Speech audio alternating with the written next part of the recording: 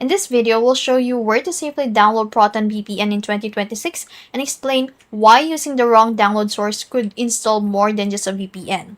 So when searching for a Proton VPN online, you'll probably see dozens of websites offering a download buttons. While some are legitimate software directories, others may bundle outdated installers, modified software, or even a potential unwanted programs. The safest choice is always to download the Proton VPN directly from Proton's official website. This guarantees you're getting the latest version with the newest security updates and features.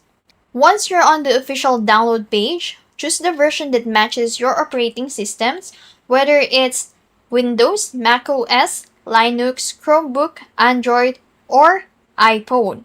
After downloading, you can launch the installer and follow the setup instruction. So during those installation, Windows may ask for a administrator permissions. This is normal because Proton VPN needs to install secure network driver. Simply verify that the publisher is Proton before continuing. If you download Proton VPN from an unofficial source, you could end up with an outdated version, unwanted bundle software, or installer that's been modified by a third party. That's why it's important to avoid random download sites that promises premium unlock or pro version for free. These are often misleading and can put your device or personal information at risk.